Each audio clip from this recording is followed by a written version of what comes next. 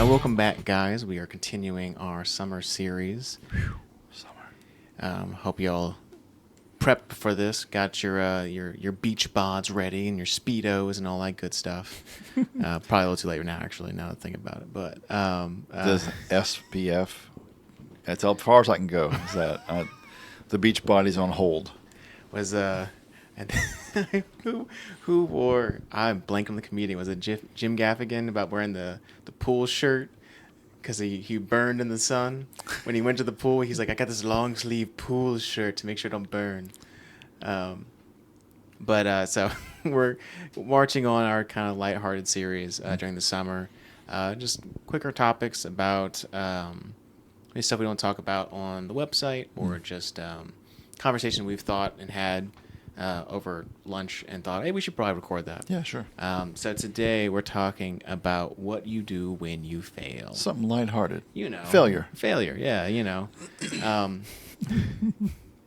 I do think it's interesting as a man. I do feel like we put so much stock in the idea of, well, I can't fail.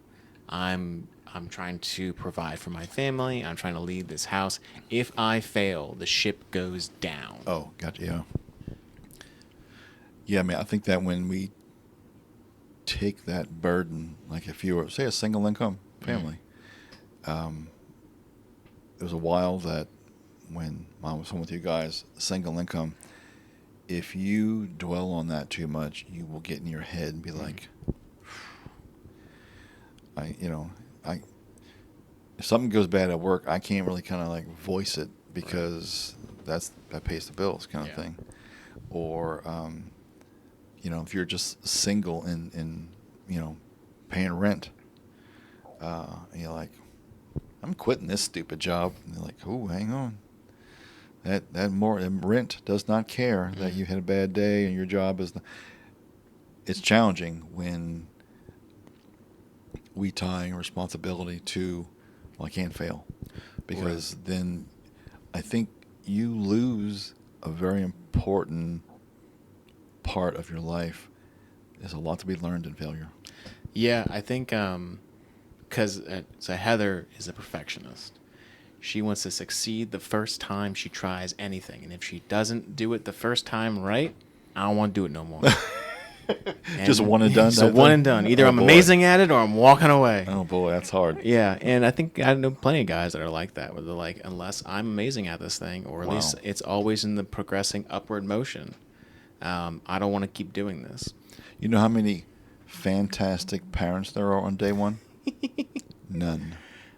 It's always interesting because we look. I think this is a little section of like social media culture. We look at other people and go, oh, look how amazing this person's life is. Look how that person can sing amazing, or that person's an amazing writer, director, whatever. And then we don't see the sleepless nights they have on the back end of writer's block. Or, man, I've lost my voice. I'm failing at my one thing that I can sing at, And we as men tie ourselves a lot to vocational stuff of our jobs, what we can achieve during childhood. I know a lot with the usual pitches. What thing do you want to tie yourself to? Do you want academics, sports, working? And that's where you get your... What you want to be when you grow up. Right, your gratification of, well, if I'm not the smartest one in the room, I failed. If I'm not making the most money at the cocktail hour, that's a problem. Right. And when we fail and we have that mentality, it makes it that much harder to recover and to own it. Yeah. Because at the end of the day, the easiest way to recover from failure is to own, like, you know what, I didn't do a good job. Yeah. You know what, that's my fault. That's on me. Sure. How do I move forward from this? Because, like you said, the best thing to take from a failure is how to learn from it, how to learn to avoid it the next time, how to do better in the second round. Hardly anyone gets it right on the first try with anything. Even if you got it right on the first time, you can always get better. Right. I mean, I've learned more from my failures than I have from my successes, hands down. Yeah. So we've been on our own business just past 18 years. And the successes kind of come and go. Mm-hmm. The failures, you're like, I'm not going to do that again. Yeah. We were talking today at lunch. Oh, you know what? When that person was here, I was glad to see them go. Or I'm going to do that differently next time. Yeah. Those things kind of stick out, right? Mm-hmm. But if you are afraid to fail because then you've tied your identity to something, you've now set an expectation that, one, it's not healthy, two, unattainable, Yeah. and no one expects you to be that way. Even though that, you can see these, social media stuff, all you see is someone's highlights. Yeah. Rarely do you see someone post like, I'm having a great week. Yeah. Or I just lost my job, that type of thing. It's just highlight reel after highlight reel. Yeah. Here I am at the beach again. Yeah. I was at Hawaii last week. I'm over at this, Myrtle Beach this week. Not as nice, but I'm still at the beach, Yeah. You're like, I can't, just like last podcast, I can't even get to a date night. And this person is on their third vacation of the summer. Right. It's when we tie our success or failure to other people, that's dangerous. Mm-hmm. But also when it's, we've set a bar for ourselves that's unattainable, unrealistic. Yeah. I love Heather to death, but it's not a good thing to be, I got to be fantastic at it or I can't do it. Mm-hmm. Well, you're going to find a lot of things you can't do then. Yep. Yeah. And then also what do you do then? Yeah. Because I know, so when she applied for violin at the church, and they didn't give her the right musical note scale, she had to do her own, and just didn't turn out well. And they turned her down for joining the violin on stage. Right. That really hurt her because she grew up playing violin quite a bit. She plays really well, but that took a huge blow to her as a person, and she had to work through that of like, just because you failed at this or that person may not see the value in that does not mean you as a person are less valuable. Sure. And so you can see this is a across the gender kind of problem, not just guys, and we've been talking about the idea of like internal issues, but like what if we've done something and we've hurt another person in that failure, We've failed in our marriage, we've broken that covenant. Right. Fail to being a parent. Right. They need help here. I have not prepared myself as a dad for this moment to help them. Mm-hmm. And they're still dealing with whatever that is. And then now I'm feeling with failure to help. Yeah.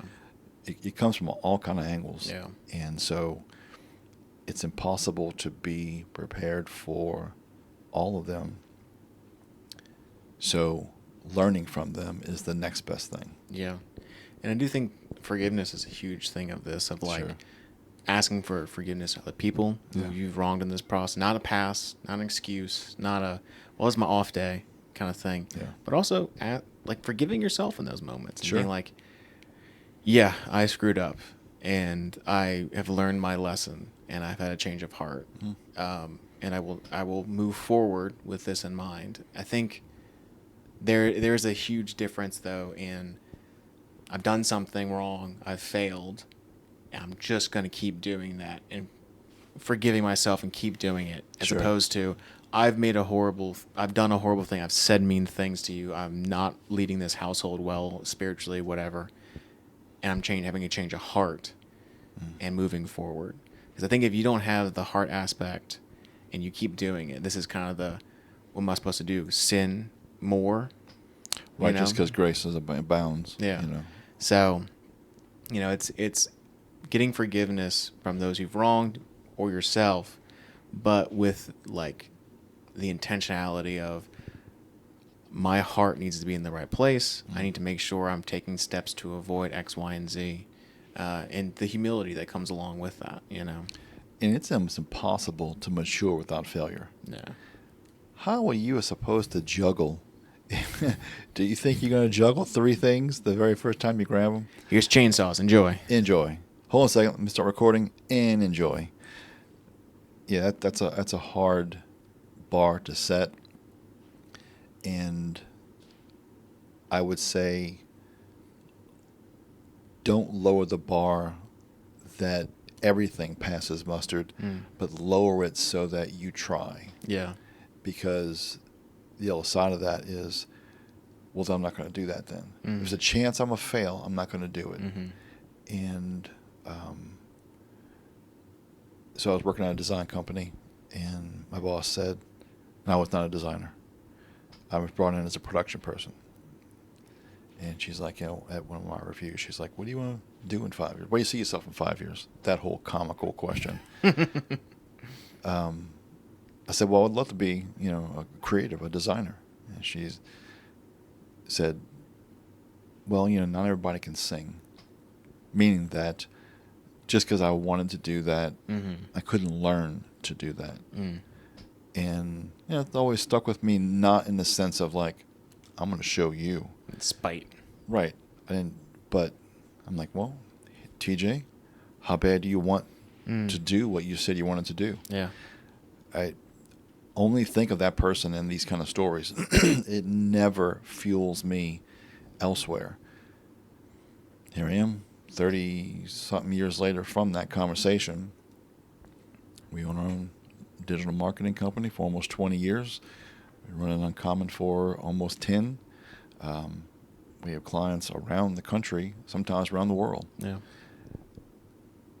Did that person mean for that to come across as hurtful? No, not at all. I know her heart. She didn't mean that. But if I would have tied that to a bit of failure, like, well, you're right, man, I can't do that. Yeah. Then none of this would happen. We wouldn't be here in front of these really cool albums talking about whatever. Yeah.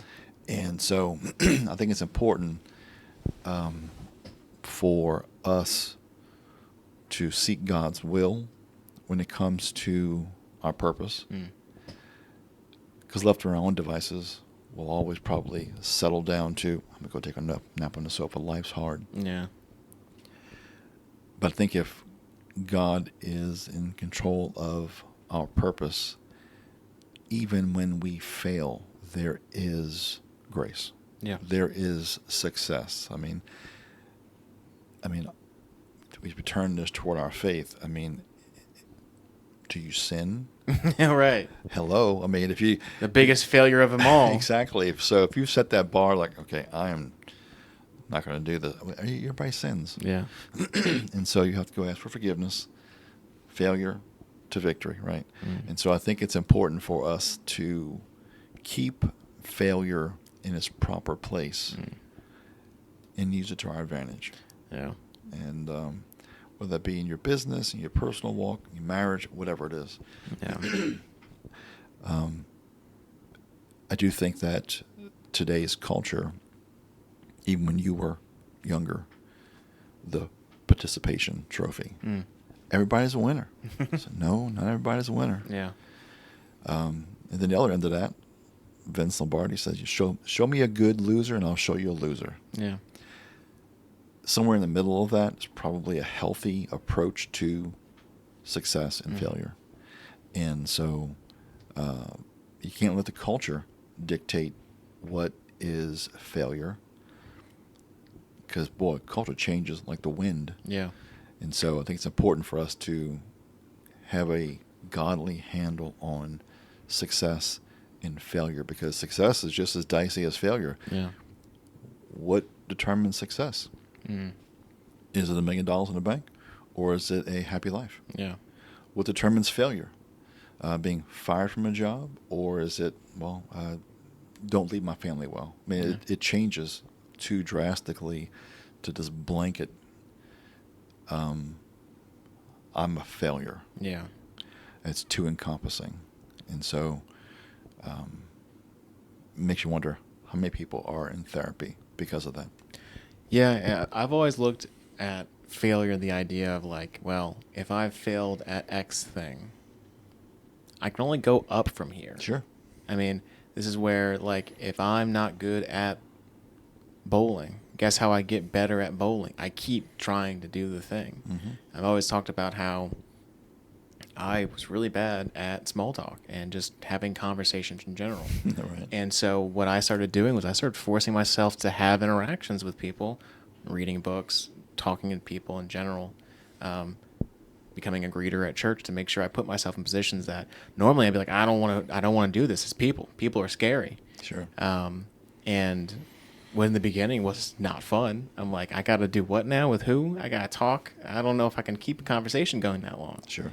But as you progress and you get better at having a conversation, talking about your faith, reading your Bible, it just takes practice. It takes that muscle to get going. Yeah. But on the other side, like you said, complacency of success of, man, I've read my Bible every day for a month. I'll take a little break today, just a little break, and then you fall off that horse real fast. 9 months later, you're like, I ever opened my Bible and wow. Right. And if you can read the Bible and not see that there are people there who failed, and God doesn't use perfect vessels. He didn't, trying to think of one that he called and used that was super duper awesome, right? Moses, murderer.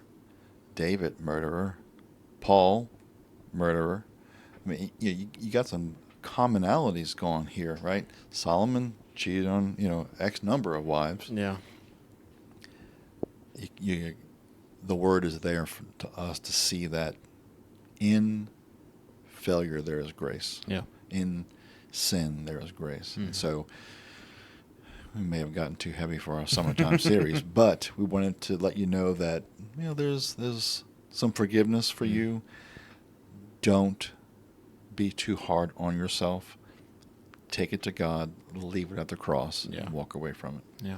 So this week we want to thank our sponsor, Studio 490, and also be sure to check out our website at uncommon.org. Check out the memberships and all the different, there's monthly, there's annual, but it's a ton of content there, even for free. Yep. There's a ton of content there.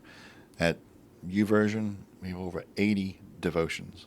Someone asked the other day, I ran across one of your devotions. Do you have another? Boy, do we.